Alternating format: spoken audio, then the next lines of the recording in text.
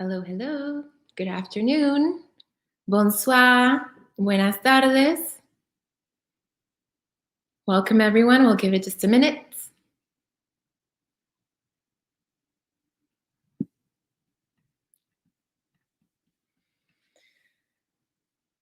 Welcome. Bienvenidas. Bienvenue. Thank you so much for sharing space with us today.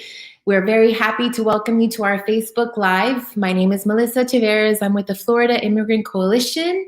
And in this Facebook Live, we're going to be talking about what we saw in the previous 100 days under this administration, what went well, what can be improved, and also what our call to actions are and what we're looking for the next 100 days. And I'm very happy and honored to present an extraordinary panel this evening to discuss these issues. First, we have MATHI MUGILAN. He's with Food Not Bombs in Lake Worth, Florida. He focuses on deportation defense. We also have Maria Revelles with CHISPA, who is going to highlight climate justice and what the administration has done around climate justice. Then we have Jeannie Economos from the Farm Workers Association of Florida, who will also talk about environmental justice as it relates with agriculture particularly.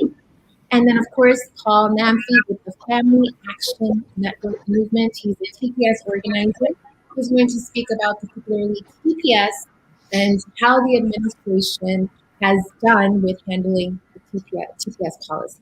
Welcome, everyone. It's a great honor to have you all here. Thank you so much. Thank you, everyone. So let's just hit it. Let's just get started. We just culminated the first 100 days under this new administration. There were several wins, and there are several areas still that could be improved.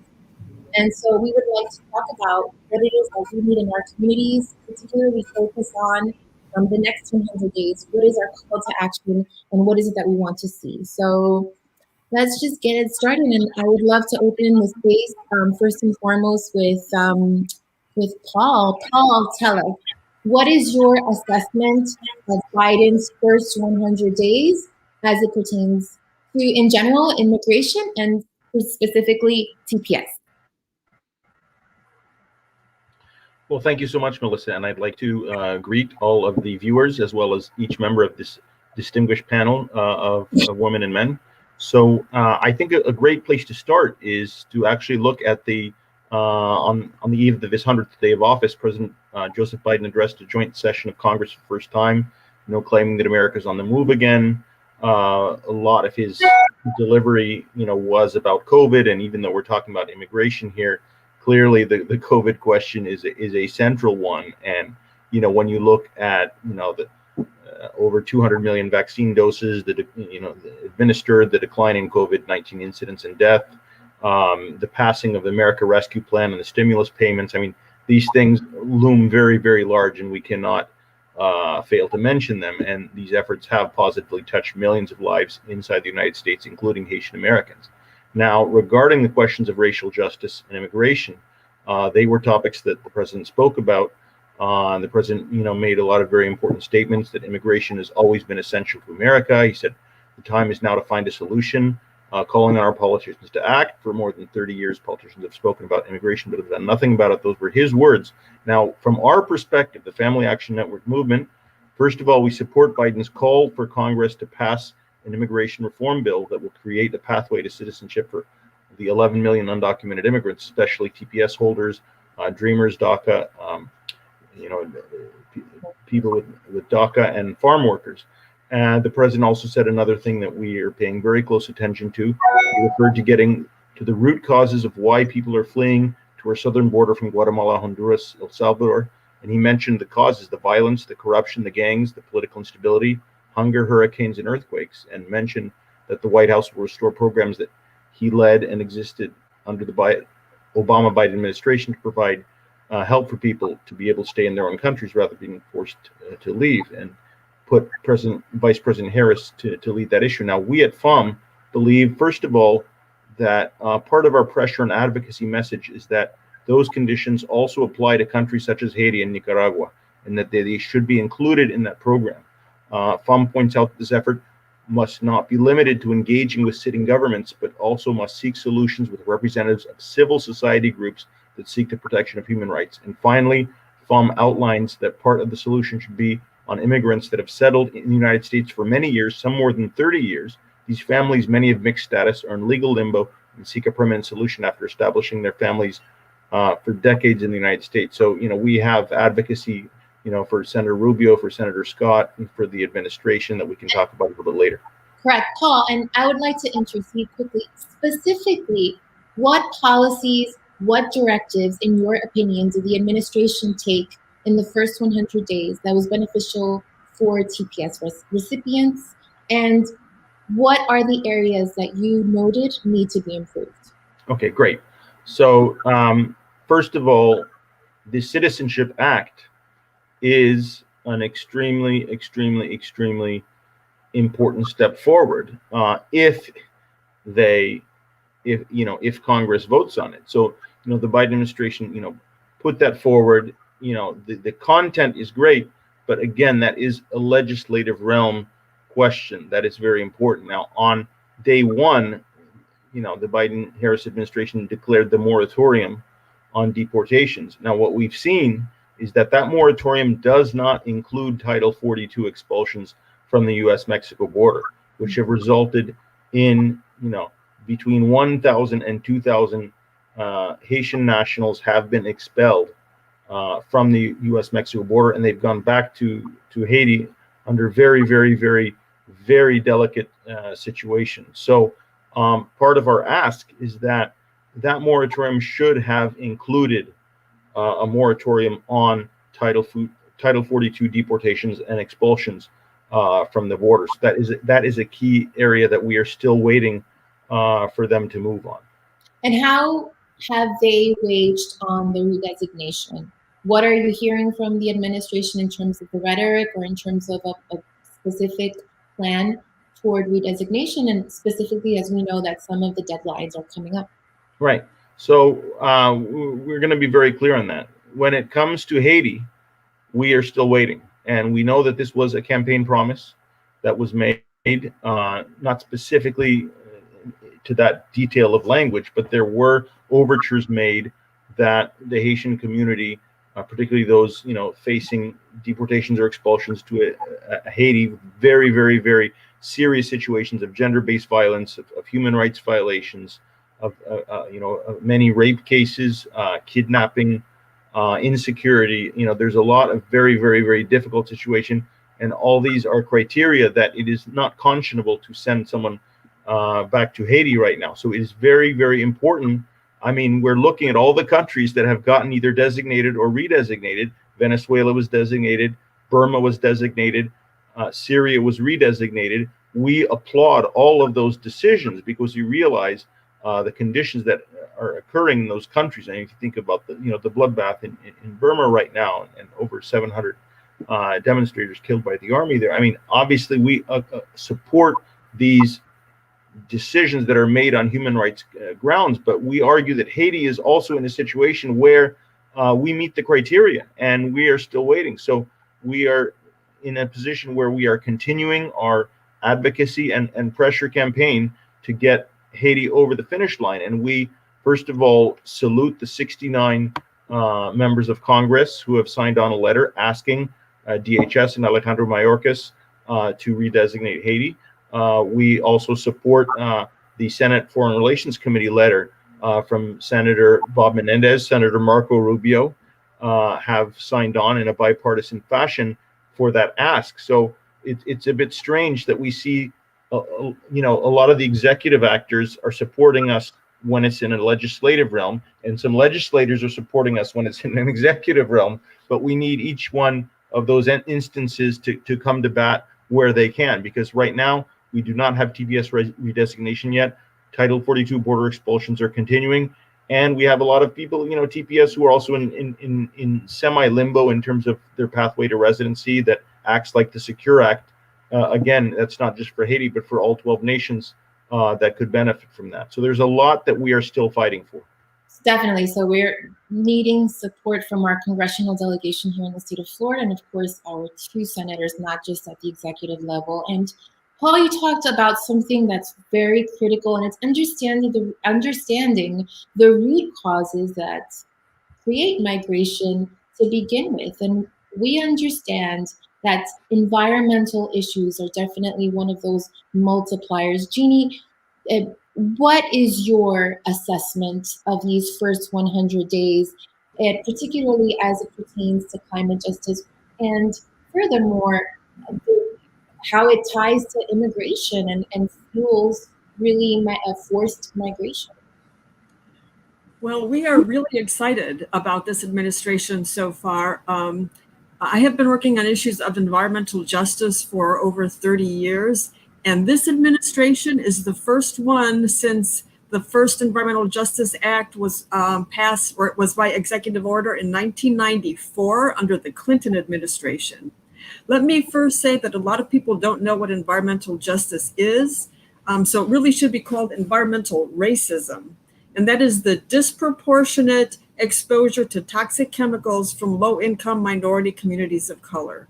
So you've been hearing about that recently, but for 20 years or 30 years, most people did not hear about environmental justice. But it's in the news now because of COVID. No thanks to COVID, but thanks that the issue is finally being raised. And we know now that a lot of the essential workers are Black and brown communities that are doing the hard work that the rest of the country doesn't do. And a lot of the Black and brown communities are at higher risk for COVID exposure. And part of that is because they live in communities where they're close to sources of toxic contamination.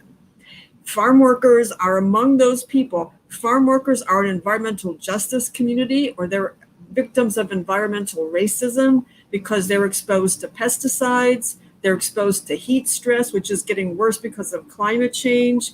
And the Biden administration has done huge work in the first 100 days that a lot of people don't know about, especially if you're not tuned into environmental justice issues. The first, like I said, in 1994, Clinton had the first executive order on environmental justice, but the Biden administration has created a White House Council on Environmental Justice to advise him on environmental justice issues. And let me tell you, the people that he chose for that council are dynamite.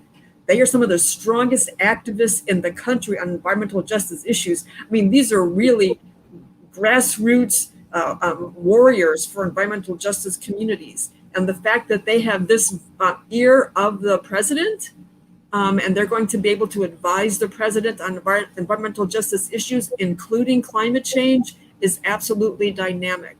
There was a call a couple of days ago to talk about the WEJAC. That's what it's called, the WEJAC.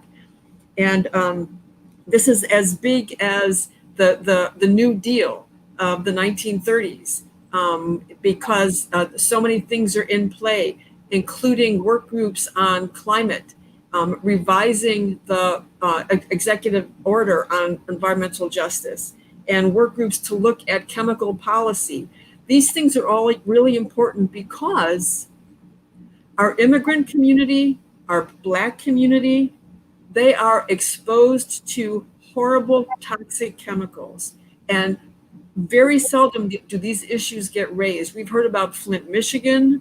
We don't often hear about farm workers and pesticide exposure, but these things are real and they are affecting the health of our Black and brown communities, including our immigrant community. And our immigrant community is very vulnerable already.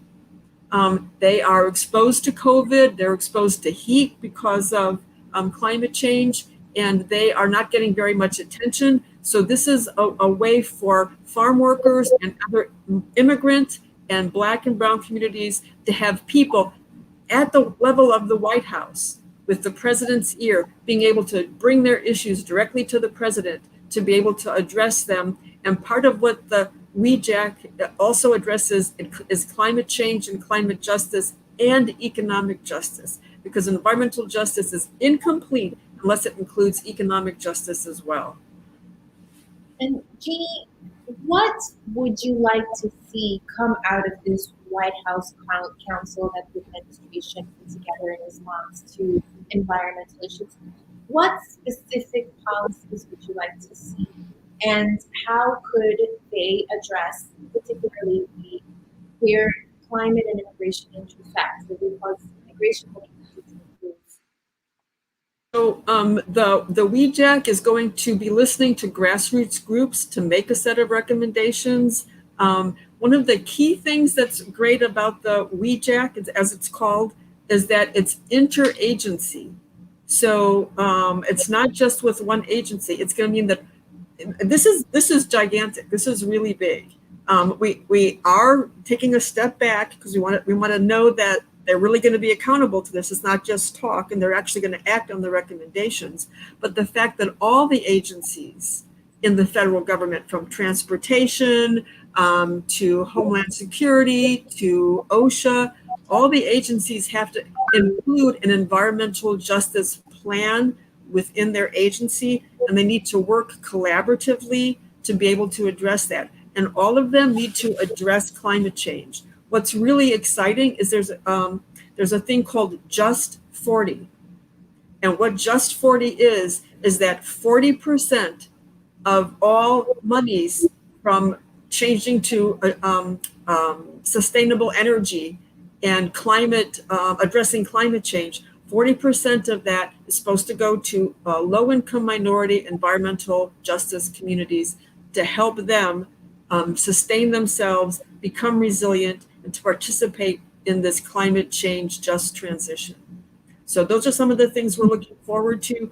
Of course, we go in with a healthy skepticism, because it's one thing to make promises, but because this is an executive order and it's not necessarily subject to Congress's approval, we have hope.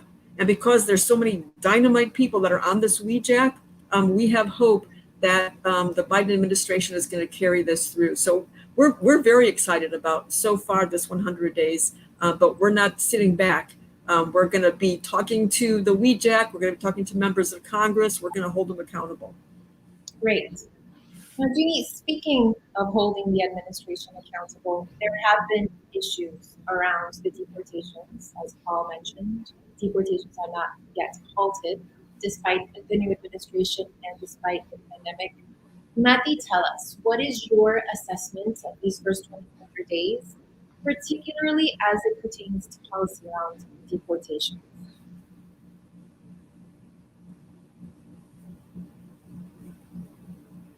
MATHI, are you with us? Hi, can you hear me? Yes. Hi, greetings to everyone, and thanks for this opportunity. I'm part of the organization called Food Not Bombs, which is a community organization that focuses on directly working with the marginalized community from a point of solidarity through mutual aid. So from my point of view, I see that the current administration has not done enough, or failed on their promises, I should say, when it comes to working with the marginalized, underprivileged communities. And I feel like, when it comes to immigration policies that affects the non-voting population, the Republican government or the Democratic government are like the two sides of the same coin.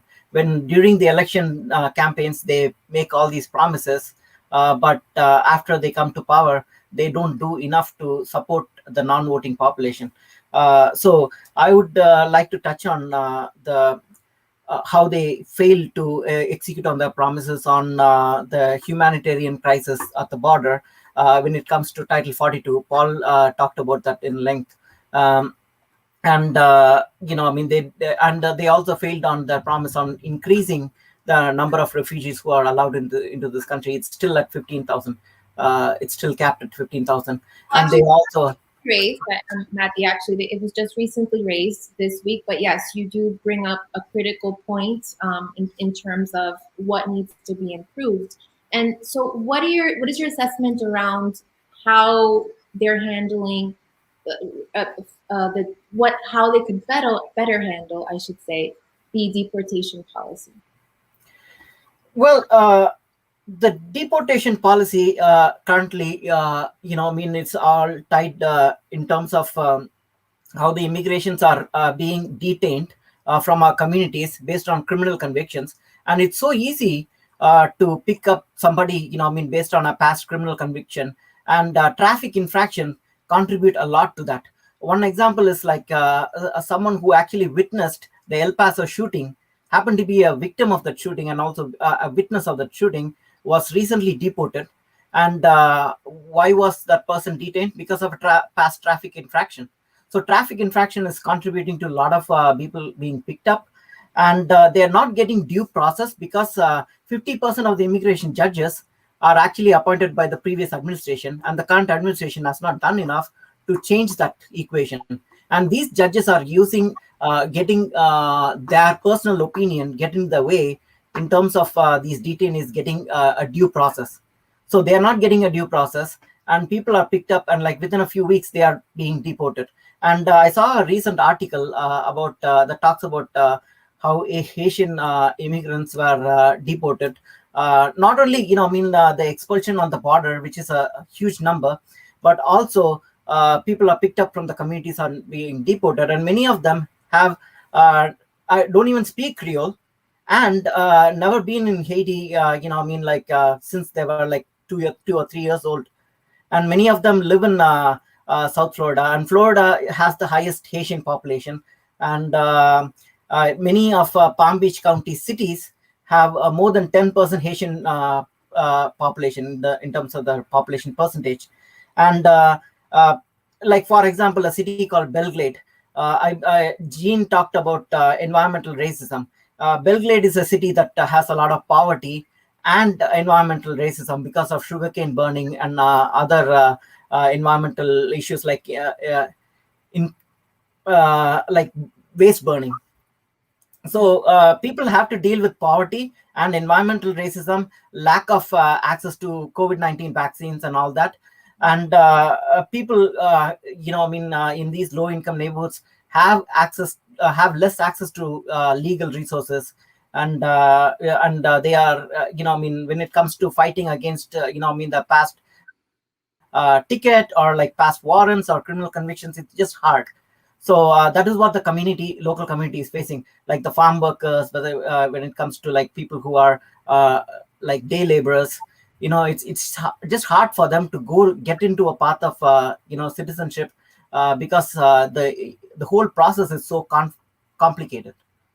And that's so great that you bring that up again, because we always hear that, right? And we don't hear enough of how complicated the process is to become documented or to access resources, and particularly with the limitations that our communities sometimes experience. What would you like to see, MATHI, the administration potentially do to service our communities in a better way to target these specific issues?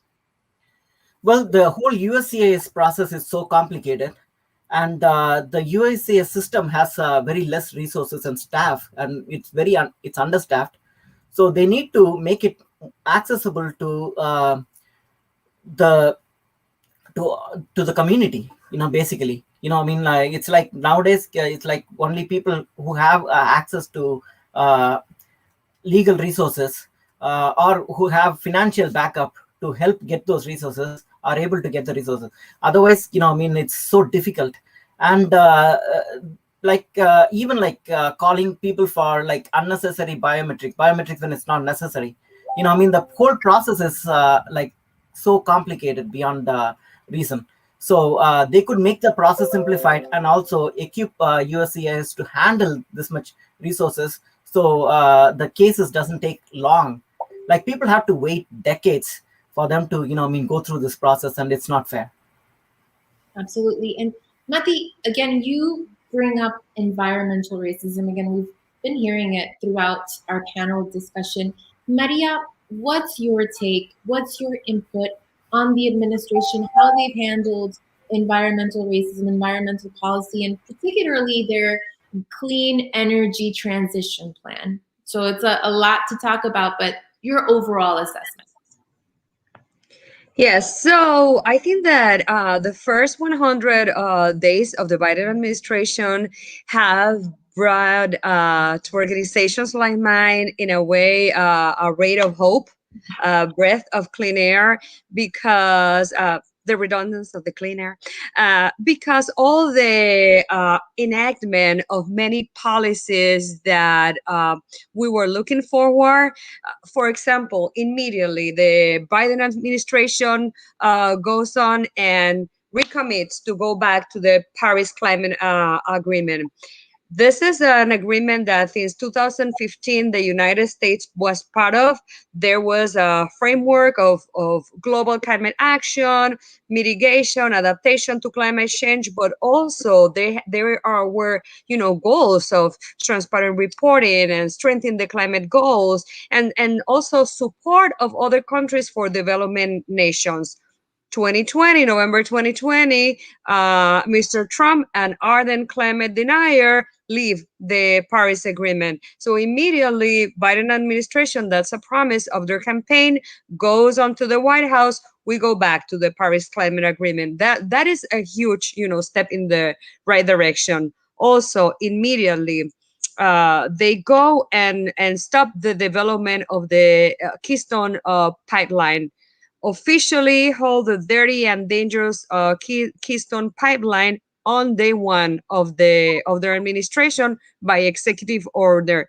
And that's something that diverse grassroots, the indigenous communities were asking for it. So that also happened on the first 100 days as well.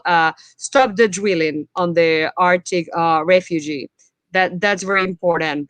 Also move to restore protections from national monument. The Biden administration kickstarted the conservation agenda from a day one executive order to review Trump's attempts to diminish protections for the Bay Areas, Grand Turk, Escalante, and the Northeast Canyons, and went back and put those protections in place. Secure protections for dreamers. Stop. That's very important, not only for documented and undocumented communities, but for all climate justice workers. Stop the working on the border hole. So these are things that happen immediately. That we were looking forward, and we saw it in the first days of the Biden administration. Maria, and specifically on transition to clean energy, what is your assessment on the administration's first 100 days in terms of their narrative around that and exactly what it is that they're planning to do?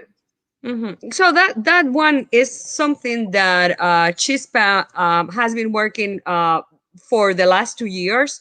We have specifically a campaign that is called Clean Buses for Healthy Niños that is fighting to change all the school bus fleets around the nation into clean energy, right? We know that Black and brown communities, minority children are affected so disproportionately. These are kids, just take in consideration all the Latino children that are, taking ESOL, like they're taking ESOL. They need to be in school in order to learn, by third grade. If you are not, up to pair with reading and writing in English, statistics says that you are going to end up in jail, or you are going to end up in jail. So for Latino children that come from another country, is crucial, is vital that we avoid that pipeline to prison by making sure that our children are in the school as many days possible, and they are there, they're healthy, they're not sick, they're ready to learn, right? School buses, the current diesel school buses,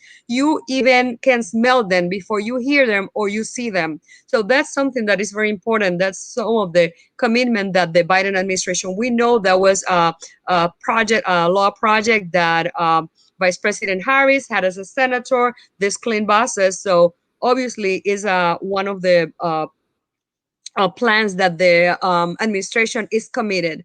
It hasn't been, formally said finally, how is this going to happen? But it's a promise. We see it. We have, also questions about how is this going to be implemented? How do we know that these buses don't come to the expense of workers, union positions, that they are equitably distributed, that they come to the communities that need them more, not that the clean bosses go first to the wealthy, white communities, and our kids end up stuck with the old dirty bosses as this. So we definitely, there are things that we want to see and we need to keep advocating for. There's also a promise on the 30 by 30, which says that 30% of the land is going to be preserved, for futures, that is not going to be touched, that is not going to be developed. That's something that we really want to see. But we also have questions about how is that going to be done fairly, that lands that are going to be preserved are going to be used equally, Black and brown communities, minority communities, and are not going to be done on detriment of poor communities that might have nothing to say on the issue. Maria, where can the administration improve? Is there room for improvement? Is there something that you did not hear in the first 100 days that you'd like to hear in the next? I don't want to say improve. What I do want to see is, what is the plan? Like, show me what's the plan. Show me how these bosses are going to be, union made, the positions are going to be protected. We are sure that the undocumented, communities that might not be, that we know as a fact were undercounted on the census, they still going to have access and opportunity. That is the part that us in CHISPA are very vigilant, and we are looking forward to see. We want to see that it's equitable. We want to see that it's fair. We want to see, we know that there is language there that talks about racial equity in the implementation. So we want to see the racial equity in the implementation that is real and is not, greenwashing, right? That it really puts our Black and brown communities front and center of this new green economy that the Biden administration is promising. Excellent. I'd like to put that question out to the group. If we could, anyone who wants to chime in, what have you not seen, have not heard from the administration in these first 100 days that you must hear in the next 100 that you think are absolute non-negotiables? I'd like to open it up. I would like to start. I want to echo what Paul was saying regarding, where is the TPS for Haiti? Where is the TPS for Haiti? Right now, we cannot close our eyes and pretend that nothing is happening in Haiti. Right now, Haiti is on not formally called, but on the verge of a civil war. We have a president that have decided that he is overextending his welcome. We don't have a clear path about what the referendum or the next elections are going to look like. And I mean, I think that the Biden administration has been too silent about something that they should be proactive. Haiti is, a close neighbor. Here in Florida, our Haitian community is important. It's tied to everything that we are, discussing, is, first line of defense when we're talking about jobs, when we're talking about climate justice, all those cases could and should be made about, Haiti and the impact of these decisions on Haiti. So I think that's something that I want to see, sooner than later. Oh, another question is about, Puerto Rico. What are we going to do with what is going on right now in Puerto Rico, with the economic collapse, with the funding that was held back after Hurricane Maria, the HUD money, the FEMA money? I think that needs to be said, in black and white. Now, going back to your point on what's happening with TPS for Haiti, it is a bit confusing because there are so many moving legislative proposals that would provide protections for Haitian nationals, including, of course, the DREAM Act, which we know passed, HM6. We have the Senate version Secure Act. We have a possibility of finding a pathway to citizenship for TPS beneficiaries through reconciliation. And then, of course, lastly, we're still waiting to hear about the redesignation. Paul, chime in here. What are all these moving legislative proposals? Which are the priorities? Try to clarify this for us. Thank you so much, and thank you, Maria. I feel that you had my script. Okay, so, yeah. So I think that we have two major subcomponents to our advocacy. One of them is the administrative or Biden-Harris administration or executive prerogative in terms of their decision realm, and the other one is the legislative decision realm. So on the legislative decision realm, people who are already protected, okay, there we have a question of challenges that they are facing in this country, which we are talking about people not only from Haiti, but many other countries. There's now 12 in all after, Burma and Venezuela were added to the mix. And they're talking about Guatemala and certain countries in Africa that could be added as well. But once you have that protective status, many of them have been here for decades. And the challenges there are that this is their home, as Monsignor Wensky said recently in an event. They've been here for decades. This is their anchor, and they should have the same basic privileges that permanent residents, and citizens have. Because every time that you are trying to, first of all, they're facing that this TPS could end at any time. And also, it's often cyclical. Every 6 months, every 9 months, you have to renew it. And then there's a cliff. We were interviewing a TPS holder for a story, and she was saying yesterday that I dread the day that my boss is going to call me in to where I work as in the health sector, saving lives, and is going to say, "Hey, the TPS cliff, it just expired. Where's the renewal? We can't continue with you here." This is very, very complicated for people. And second of all, also for educational opportunities that permanent residents have, particularly for younger people, that the TPS holders do not have. So whether they're dreamers, whether they have TPS status, ag workers, essential workers, from multiple nations at once, whether it's the Secure Act, whether it's Dream and Promise. So yes, there are a lot of different pieces of legislation on the table, but this is Congress's prerogative. And the challenge is there. It's not just how good these bills are. And by the way, the Citizenship Act, it looks great. And we commend the Biden administration for that. But there is the political reality of what can get passed in this 50-50 Senate, unless you're going through reconciliation. And then there are, conditions on what cannot go through in order to pass with 51 votes. So, we thank Senator Van Hollen of Maryland and others who have, been very, very, very strong champions, whether it's Secure Act or similar legislation, in order to make sure that these critical communities in our society, in the America of today, are not penalized, in terms of the daily realities that they face. And many of these people are lifesavers, in the COVID battle, anti-COVID battle. The other side of that, Melissa, is the question of protection, period. Because there is a cliff there. There is a cliff that the TPS holders, as difficult as their life is in the United States, they are protected. Whereas you have huge numbers of people who are not. They often talk about the 11 million undocumented. And, the Citizenship Act, again, is looking at that question. But in the meantime, people are facing deportation every day. And thank you so much, MATHI, what you mentioned. It's absolutely true. We have situations here in the Haitian community in South Florida.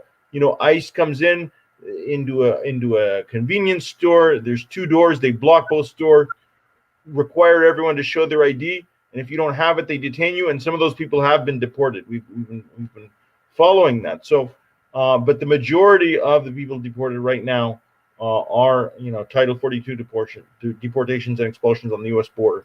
But there are a number of people who are deported inside the United States. The TPS redesignation, that's country by country.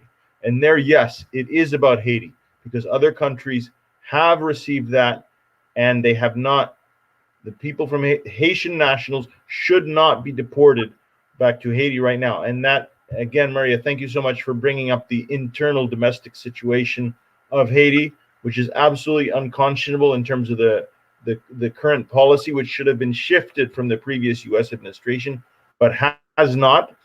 Yes, there's questions of, you know, the term being over, whether you, the Federation of the Bar of Haiti, whether you look at the Superior Court there, they've all ruled very clearly that, you know, we should be in a transition right now. The term of the current government is over. Right. Yeah, and so this is a very serious situation. We have a situation of an electoral council that is not legitimate. A lot of this constitutional reform, a lot of these questions are not done with due process. But I always come back to the question of human rights. It's about human rights. Speaking of human rights, you also landed on a very important issue, and it's the fact that our TPS beneficiaries, fortunately, are protected from deportations. However, we have a large community of undocumented Americans who do not have those protections. And again, I want to put this out to the entire panel. We haven't seen comprehensive immigration reform in more than 30 plus years. And the fact is, the will of the people is to call on comprehensive immigration reform. We know that nearly 80% of Americans on both sides of the aisle want a pathway to citizenship for the 11 million undocumented. What would a pathway to citizenship mean for the 11 million undocumented, not only for the undocumented, but for the country as a whole? And I just want to put it out there for the entire panel. This is Jeannie. I would like to say one thing. I know it's been mentioned before, the Promise Act. I would like to say that the Farm Worker Association does not support the Farm Work Modernization Act. I know it sounds really good, and a lot of farm worker folks do think that they're supporting it, but I just want to make it really clear that we do not support that, the Farm Work Modernization Act, because it really increases the H-2A program, which is ripe for abuse of labor trafficking. It lowers farm worker wages, and it's got other provisions in there that would actually make conditions worse for farm workers. So I think it's really important for people to understand that. In talking about immigration reform, we have to be really careful, because one of the things for agricultural workers and other businesses too, they're trying to increase worker visas from other countries. So yes, we need comprehensive immigration reform for the people that are here, but we have to be really careful that corporations aren't taking advantage of this moment to be able to bring more people from other countries on H-2B visas, H-2A visas, because people that come here on those visas face horrible conditions. So for example, farm workers that are on H-2A visas, that's a temporary work visa for while they're here. They face a real poverty. They're left in remote areas where they have no transportation. They're dependent on their employer.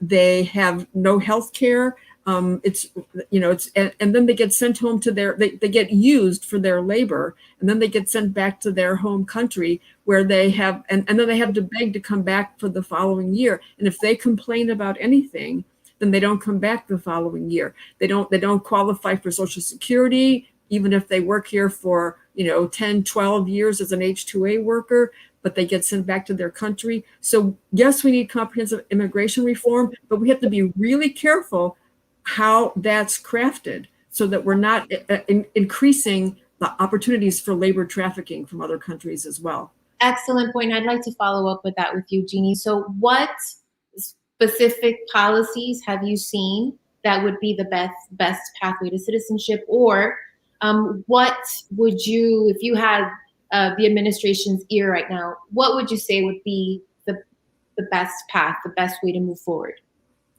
Well, the Farm Worker Association was around in 1986 when IRCA was passed. And we were very involved in helping people adjust their status. We helped, thousands and thousands of farm workers in Florida to get immigration status through IRCA and Immigration Reform and Control Act in 1996, 86, I'm sorry. So what we really need is something as strong and comprehensive as that. So we really need, right now, the reality is that we probably won't get anything that strong because of Congress. And that's really a problem. So what we're having to deal with is just piecemeal things like DACA or the Promise Act, or we're getting piecemeal. But what we really need is for this administration and Congress, which is the stumbling block, to really recognize that this is a whole comprehensive issue. And that, and let me just throw in a little piece here, because we were talking about root causes of migration to this country. Climate is a cause of migration to this country. And so we have to bring that in too. Yes, there's poverty in Honduras, Guatemala, El Salvador, Mexico, Haiti, but climate is increasingly a problem, and we're getting more and more climate refugees into this country. And so we have to have a holistic approach to these policies. And if we're not addressing climate change, then the migration problem to this country is just going to be exacerbated. So what we really need is something like IRCA that was passed in 1986. Same question for the rest of the panel. Anyone else want to chime in? I would like to particularly talk about like some crucial elements in terms of the whole deportation pipeline. Is like ICE picking up people from the local police stations. If people have are picked up for a previous charge, a past charge or something like that. And Florida is all border to border. So Border Patrol have complete access. They could, pick up a farm worker who just goes to work. And ICE has the ability, ICE has signed agreements with a lot of sheriff offices, so they can pick up people directly from the county jails. And the state has signed anti-sanctuary bill to eliminate people from getting sanctuary from local municipalities. So that's all like at the state level. The federal government can't do anything about it. But there's another crucial element to this deportation pipeline, which is the detention centers. There was a president order for racial equality a few months ago, and this did not include. There was a provision to abandon contracts with private detention centers, but they were very clear that it was not applicable to immigration detention centers. And again, it goes back to this whole concept of them not caring about the non-voting population. So when it comes to these arrests, or I shouldn't say arrests because they don't use judicial warrants, they use administrative warrants. So I should say apprehensions. When it comes to apprehensions and detentions, I think even within the immigration population who are the victims, there is a disparity based on color. So Black immigrants are disproportionately affected. And there is a group called Immigrant Action Alliance in South Florida, who advocate for people who are in detention centers. And I was able to go and make visitation with some of the immigrants who are held. And I met a Black immigrant who was never able to see their family for the last 3 years and held in detention centers. This is really not fair. First, the administration should stop contracts with private detention centers. Geo Group has their contract up for renewal in July, and the administration is behind the scenes. They are sitting and negotiating terms with Geo Group. What are they doing? They should end contracts with private detention centers, and even in other detention centers, they should go back and revisit and have a process to get some of the people, get them out and have them live their life. Even these detention centers are like a COVID-19 hotspots, and people should not be held in like that close proximity. It's not fair. Correct. It goes completely against the CDC guidelines. MATHI, a follow-up question. Tell us about this contract that's up for renewal. Is it for the state? Is it a region? Is it national? Tell us a little bit more about that contract. And you did touch on something very important, that the administration did suspend privatization of prisons, but a directive from the Department of Justice. But again, as you said, it does not apply to immigration detention centers. Right. And there are companies like Geo Group who actually profit from these inhumane practices of our immigrant community and take advantage of the situation and make a lot of money. And in Homestead, there is a there was an immigrant detention centers for unaccompanied children, and I mean that's also still in talks. I mean, we are not sure if it's going to be reopened or not. And Geo Group has a detention center in Pompano Beach. It's called Broward Transitional Center, and this is a place that makes actually millions of dollars. So every day for each bed, they get a lot of money. And this place has been in operation since I believe 2010. But you know, I mean, their contract is up for renewal in 2021, and Biden administration had made a promise to end contracts with private detention centers, but they have not done anything to, you know, I mean, like look at the contracts that they have with the private detention centers when it comes to immigration.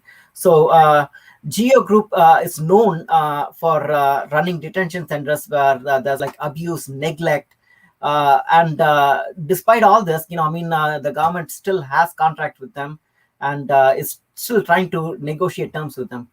Yes, yes, and we know that here at you mentioned the Homestead Children's Detention Center, Geo Group was making approximately $750 per child per day. So if there aren't bed or bodies in those beds, they're not going to flip a profit. So such an excellent point that you bring up.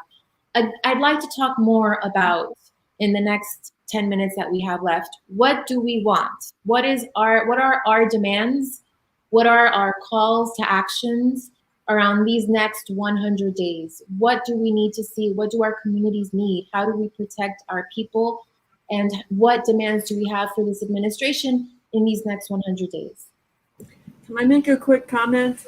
I think it's really important to understand the underlying issues that we're facing here. And I think the two big Goliaths in the room are racism and capitalism. So we have corporate control of our Congress. And as long as corporations, big corporations, have strangleholds on our elected officials, and as long as racist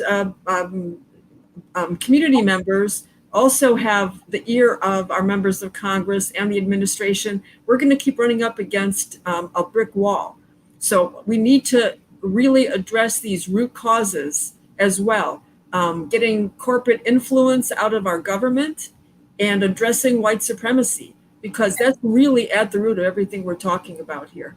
Excellent point, Jeannie. What could the administration do, specifically the executive branch of government? What can they do to address racism and greedy corporations pretty much lobbying and having such an impact over our government? What could this administration do in the next 100 days?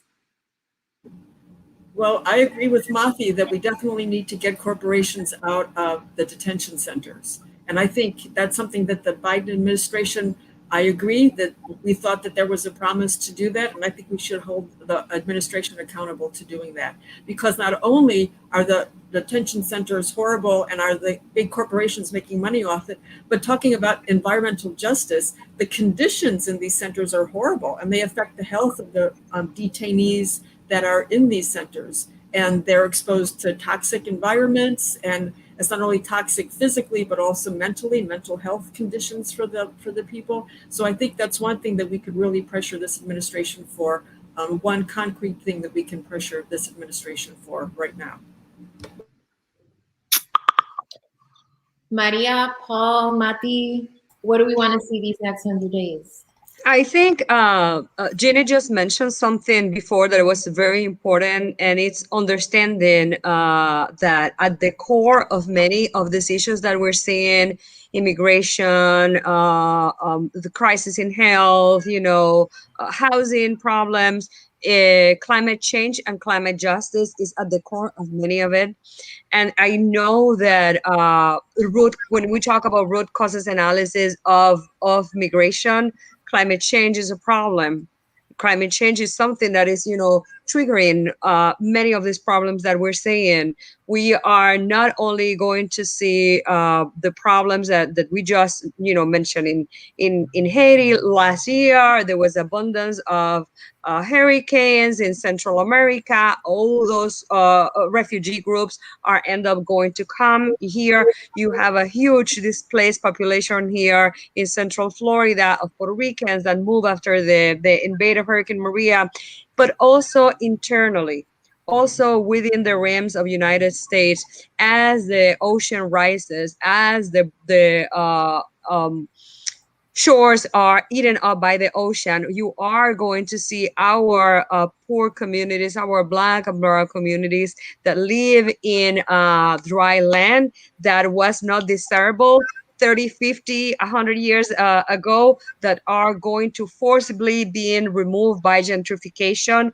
So we definitely need to see an honest and serious conversation from the Biden administration about not only talking about climate change, but really put in action all the things that will definitely, stop, the clock on that, and that we are going to see some healing for our communities, and some not talk about mitigation or resilience, but how do we stop and how do we really replenish the planet that deeply need us right now.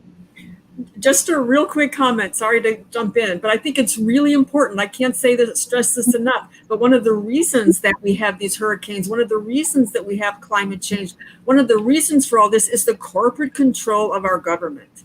Corporations are getting bigger and bigger all the time. They're merging, they're getting more and more power. There's like 3 big gigantic pesticide companies that are controlling our agricultural system around the world.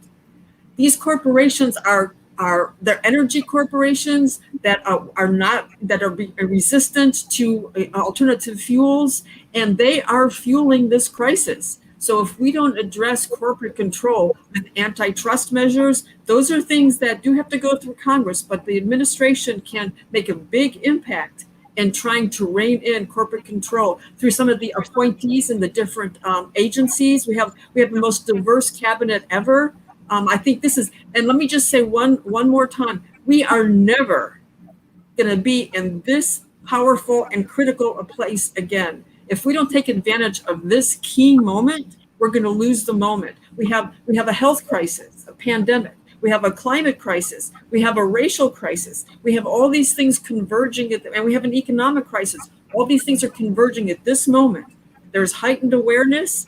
We have this administration that's open to these things. We have to capitalize on this moment as quickly as possible and take advantage of it to make these moves and make these changes. Thank you so much, Jeannie. Anyone else want to add a closing remark before we wrap up? Yes. Well, when it comes, sorry, I'll let Paul. Just very quickly, we do call on Senators Marco Rubio and Rick Scott to take leadership to sponsor, on the Republican side, a comprehensive immigration reform that the Democrats have already embraced, such as Secure Act, Chris Van Hollen. We call on the Biden administration and Department of Homeland Security to redesignate TPS for Haiti and end the expulsions and deportations from inside the U.S. or the U.S.-Mexican border. And finally, one final thing, and very important to mention, we call on the U.S. State Department in its Haiti country condition reports upon which policy is based to reflect the dire realities that exist in Haiti, which we already mentioned. And I do want to thank MATHI also for talking about the transitional center in Broward. FOM is planning on really focusing on that particular institution. We hope to work for you because we have to embrace an America of diversity and acceptance. Thank you so much. Thank you. And MATHI, your remarks?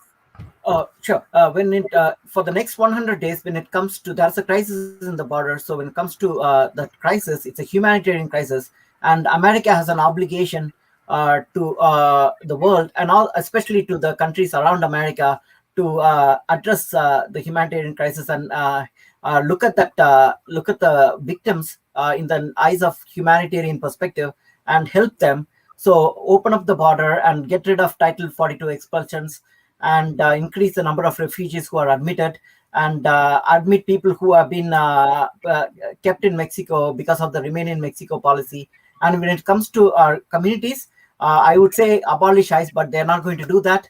So I am going to echo what Jeannie, the point that Jeannie made.